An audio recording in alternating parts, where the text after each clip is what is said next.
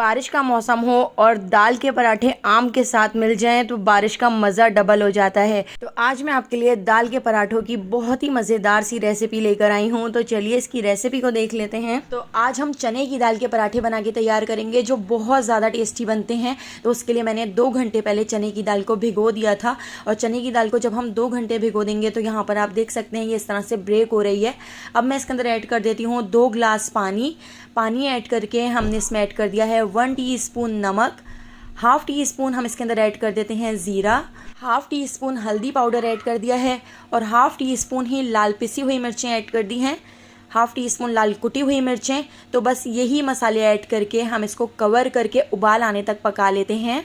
तो चने की दाल बहुत जल्दी गल जाती है। तो देखिए इसको बॉयल आना शुरू हो चुका है। अब मैं इसको कवर करके लो फ्लेम पर 15 से 20 मिनट तक छोड़ दूंगी। 15 से 20 मिनट बाद आप देख सकते हैं चने की दाल कितनी अच्छी तरह से गल चुकी है और इसका जो पानी है इसको भी हम फुल फ्लेम पर ड्राई कर लेते हैं। तो दोस्तों यहाँ पर मैं आपको याद दिलाती चलूँ, अगर आपको मेरी रेसिपी अच्छी लग रही है तो लाइक करना बिल्कुल भी मत भूलिएगा और अगर रेसिपी अच्छी नहीं लग रही है तो आप इसको डिसलाइक भी कर सकते हैं। और आप मुझे कमेंट करके ज़रूर बताइएगा कि आप मुझे किस सिटी और किस कंट्री से देख रहे हैं ताकि मैं आपका थैंक्स कर सकूँ। पहला थैंक्स जाता है आयशा राजपूत को कराची से, नियाज अली को सियालकोट से। इसके अलावा और भी आप देख सकते हैं कितने ज़्यादा कमेंट आए हैं। तो मेरी रेसिपीज़ को इतना पसंद करने के लिए आप सबका बहुत बहुत शुक्रिया।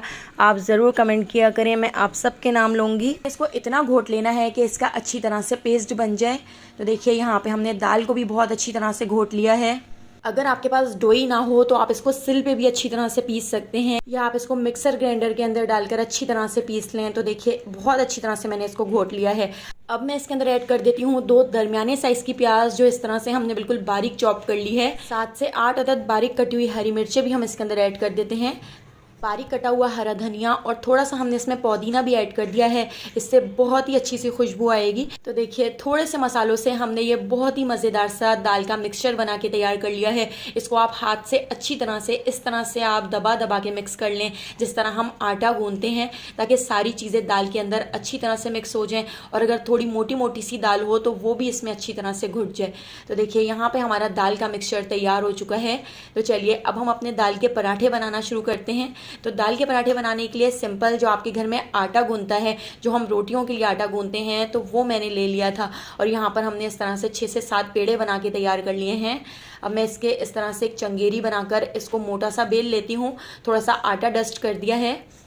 तो देखिए इस रोटी को हमने बहुत ज़्यादा बड़ा और बहुत ज़्यादा पतला नहीं बेलना है, बस इस तरह से मोटा सा बेलने के बाद मैं इसके अंदर दाल का मिक्सचर ऐड कर देती हूँ। तो जितना बड़ा पेड़ा है उतनी ही आपने इसमें दाल ऐड करनी है ताकि हर बाइट में दाल आए और बहुत ही मज़ेदार से दाल के पराठे बन के तैयार हों। तो इस तरह प्लेटें लगाकर हम इसको इस तरह से एक पेड़ा बना लेते हैं, इस तरह से इसको फोल्ड कर लेते हैं।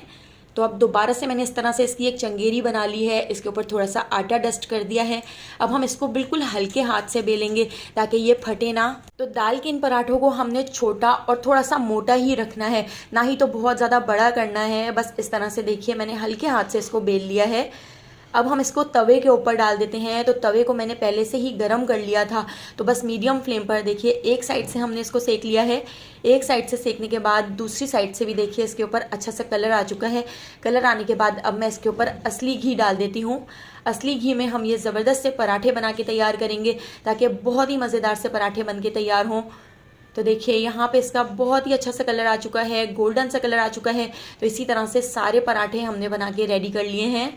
बारिश के मौसम में ये कॉम्बिनेशन बहुत ही ज़्यादा टेस्टी लगता है, बच्चों का तो बहुत ही फेवरेट है। तो एक बार इस रेसिपी से पराठे ज़रूर बना के देखिएगा। और इसके साथ मेरे घर में आम सर्व किए जाते हैं, आम के साथ तो बहुत ही औसम लगता है।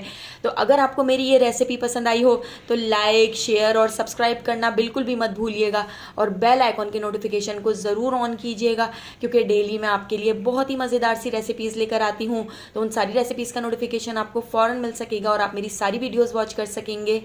आने वाली वीडियो तक मुझे दीजिए इजाज़त। अल्लाह हाफ़िज़।